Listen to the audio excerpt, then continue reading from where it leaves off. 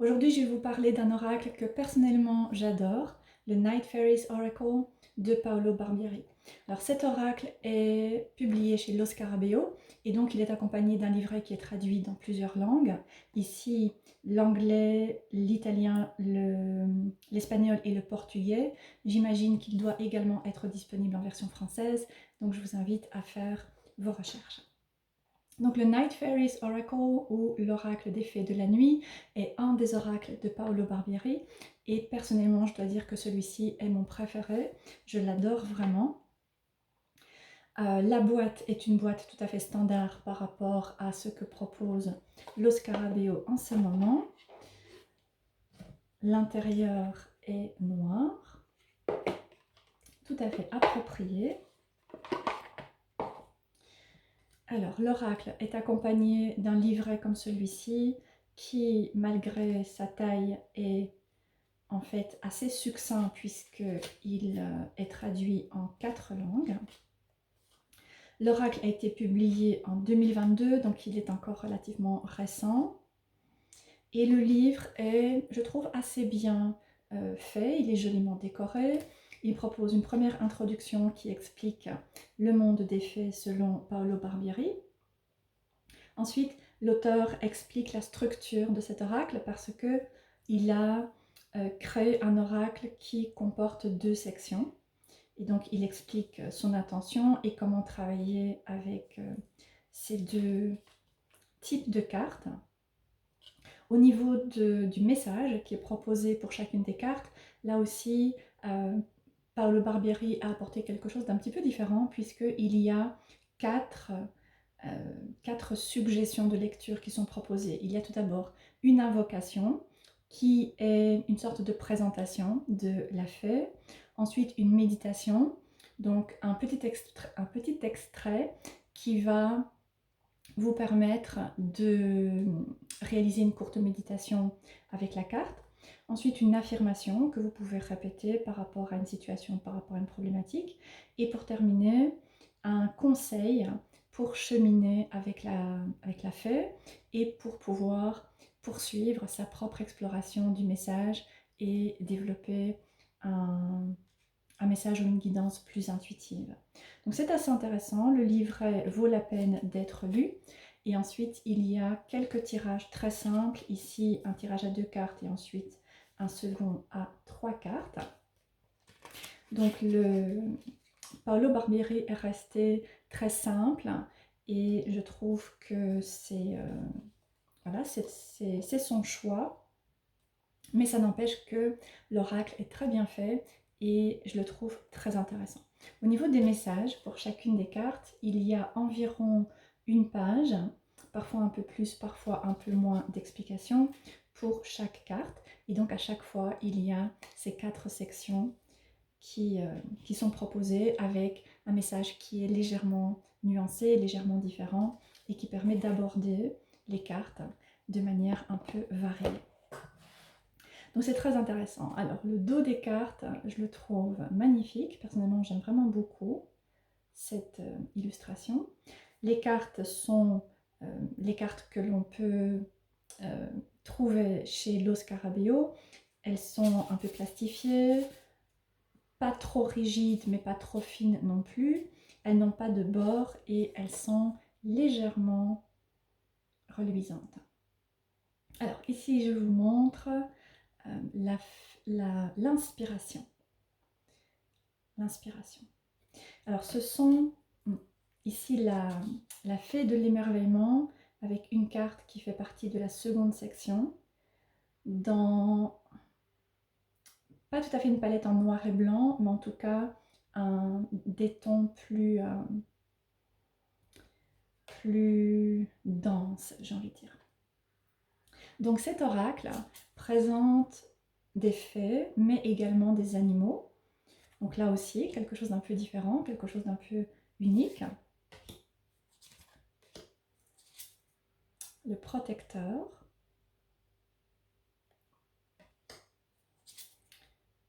Le portail. La fée de l'innocence.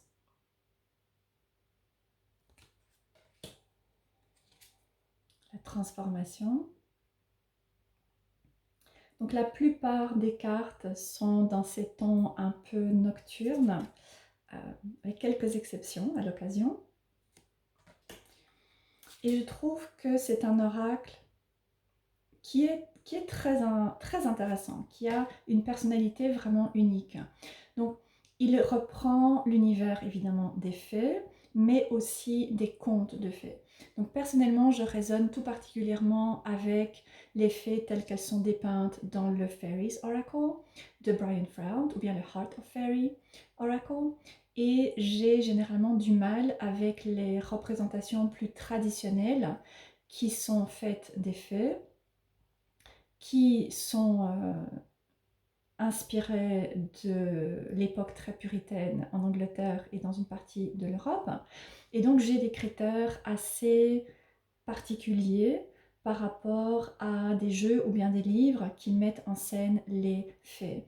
Mais je dois dire que j'aime vraiment beaucoup cet oracle-ci et la manière dont il présente les fées, qui, je trouve, ont un côté très liminal. Donc évidemment, hein, il s'agit de fées de la nuit, donc il s'agit d'un certain type de fées en particulier, et l'oracle porte vraiment bien cette énergie très liminale, surtout au niveau du temps, je trouve.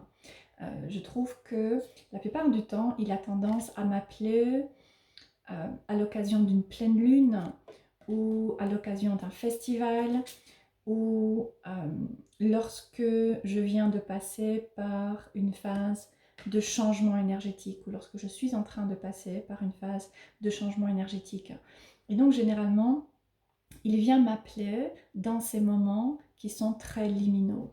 Et il vient apporter des messages de créativité, d'inspiration, de changement, de connexion et de travail par rapport à nos émotions, de force et d'initiative.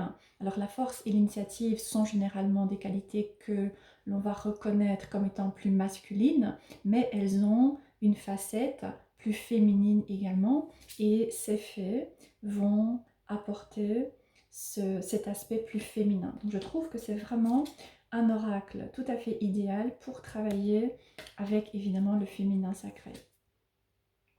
Alors, l'éveil,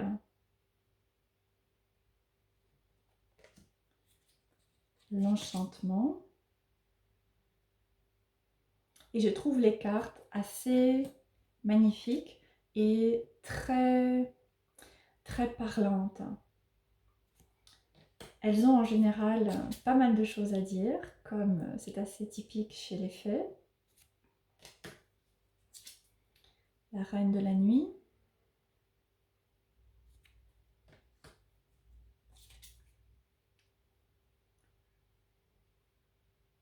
Self-Reliance, le feu intérieur,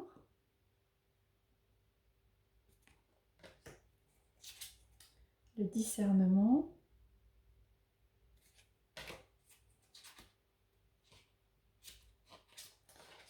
le guérisseur blessé. Je trouve que c'est très intéressant que cette carte ait été incluse dans l'oracle. Donc voilà, comme je disais, j'aime vraiment beaucoup cet oracle. Je l'utilise régulièrement dans ma pratique, mais vraiment à certains moments spécifiques, hein, comme je le disais.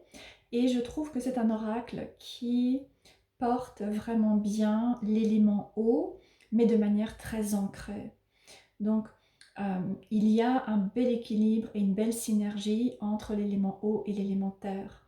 Et je recommande vraiment cet oracle aux personnes qui souhaitent commencer à explorer une pratique spirituelle, pour par exemple développer leur intuition, pour apprendre à se connecter à leurs émotions, pour entrer dans le monde liminal, pour soutenir un processus de transformation, suivre un chemin qui est féminin, qui va être donc cyclique, pour développer différentes qualités, différents traits, mais dans leur aspect plutôt féminin. Je trouve qu'il va vraiment être très pertinent est un très bel outil dans ce type de situation et il peut apporter quelque chose qui a vraiment de la valeur en fait par rapport à une pratique qui est inscrite dans cette connexion avec le féminin sacré, avec les mystères de la nuit et la magie des fées aussi. Voilà, j'espère que cette courte présentation avec mes réflexions par rapport à cette oracle vous aura parlé et vous donnera peut-être envie d'acquérir cet oracle. Il est assez simple, il est assez polyvalent, mais en même temps, il a une certaine personnalité qui se fait assez bien sentir, je trouve. Alors, je propose de tirer une carte pour apporter un message de la part des fées de la nuit pour les personnes qui choisiront de regarder cette vidéo. Alors, la fée guerrière. Donc, la fée guerrière, ici, magnifique fée avec la libellule. Donc, si vous regardez cette vidéo, il se peut que la libellule choisisse de vous accompagner par rapport à une situation dans votre vie aujourd'hui. Et la libellule est un animal qui est assez fascinant, je trouve, et qui nous encourage toujours à prendre notre pouvoir dans notre vie, à sortir d'une impression que les choses sont très carrées, noir et blanc, c'est possible, c'est pas possible, mais nous permettre de commencer à percevoir les nuances et nous encourager aussi à prendre un moment pour peut-être réévaluer notre manière d'aborder une situation. Donc ici, cette fée guerrière vient parler de cette nature guerrière que nous pouvons avoir. Et donc il se peut qu'il y ait une situation, bien une personne dans notre vie qui vienne enclencher chez nous un besoin ou un besoin de nous battre ou en tout cas de défendre quelque chose, défendre nos intérêts, défendre un droit, défendre des valeurs, défendre des choses qui peuvent être importantes pour nous. Mais cette carte vient nous encourager à nous relier à cette guerrière, mais dans un aspect féminin, c'est-à-dire éviter de simplement partir dans le conflit et d'être en réaction finalement par rapport à ce qui se passe, mais se donner un moment pour prendre du recul par rapport à la situation ou la personne devant nous et nous ouvrir à une perspective peut-être un peu plus spirituelle de ce qui est en train de se passer et de la manière dont la situation ou la dynamique qui se joue dans notre vie vient en fait nous aider par rapport à notre chemin de vie. Et donc pouvoir prendre un temps pour évaluer quelle est la manière de réagir qui va être la plus appropriée pour défendre ce qui est important pour nous, mais sans nécessairement aller alimenter un conflit qui ne permettrait finalement pas d'avancer et qui envenimerait certainement les choses plutôt que de pouvoir amener une résolution. Voilà, j'espère que ce message vous parlera. J'ai un peu du mal aujourd'hui avec à pouvoir faire des phrases complètes. J'espère que cette vidéo vous aura intéressé, que le message vous parlera.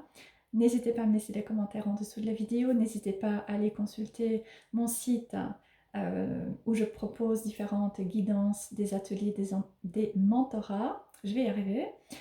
Donc mon site c'est www.vanessa-vaya.com et ma boutique Etsy est toujours en ligne, www.etsy.com/shop/moonraven17. Les liens se trouvent sous la vidéo et vous pouvez également me suivre sur les réseaux via Instagram, The Witch's Path. Voilà, très belle fin de journée et à bientôt.